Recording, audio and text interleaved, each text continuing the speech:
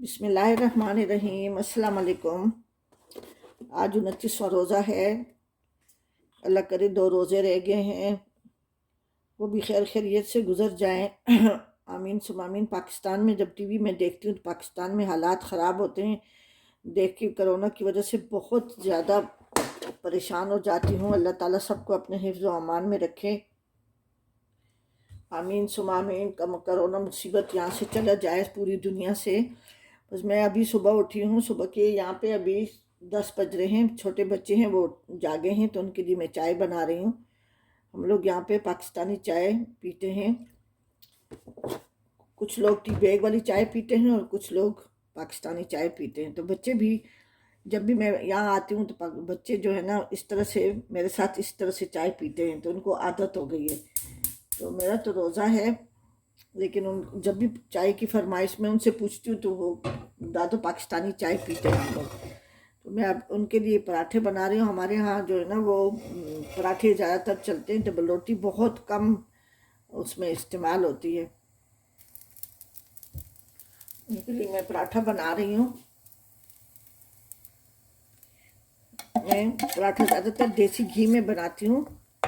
अब मैंने डब्बा खोला, देसी घी ख़त्म होने वाला है, बिल्कुल थोड़ा सा रह गया है। कुछ तेल डाल दूँगी। हमारे यहाँ देसी घी बहुत शौक़ से हम छोटे बड़े सब बहुत इस्तेमाल करते हैं। हर चीज़ में तकरीबन थोड़ा सा डालते हैं, लेकिन ज़रूर डालते हैं।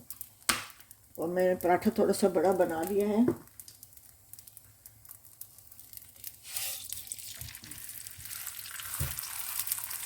बस मैं नाश्ता तैयार कर तो उनको टेबल पे नाश्ता दे देती हूँ। फिर मैं इफ्तारी की तैयारी शुरू कर रही हूँ।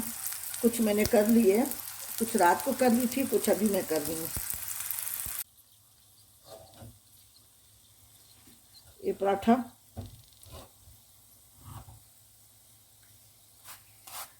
तैयार हो गया है।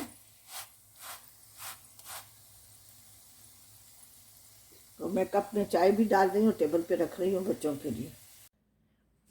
नाश्ता मैंने तैयार कर लिया है। ये मैंने 2 कप्स रखे हैं। ये मैंने चाय ठंडी करने के लिए बच्चों के लिए रखी थी। अब मैं इन 2 कप्स में डिवाइड कर दूँगी। बहुत ज़्यादा चाय कप भर के नहीं देती, उनके ऊपर गिर जाएगी। अंडा मैंने फ्राई किया है और एक मैंने उसके साथ कोफ्ता रखा है गरम करके। पराठे के साथ अच्छा लगता है। उसमें अभी उनके ये रोटी के टुकड़े कर देती हूँ। बच्चे उठते नहीं हैं, जगा जगा के थक जाती हूँ मैं। अब मैं उनको बुला के लाई हूँ, बाथरूम गए, ब्रश वश किया, फिर जाके सो गए होंगे ऊपर। तो मैं अभी उनके लिए रोटी के टुकड़े कर रही हूँ और केक रस भी साथ में रखा हुआ है कि जिसकी बच्चे की जो मर्ज़ी खाए। ठीक है, मैं बस यहाँ तक मेरा व्लॉग है। अल्लाह करे आपको पसंद आ जाए।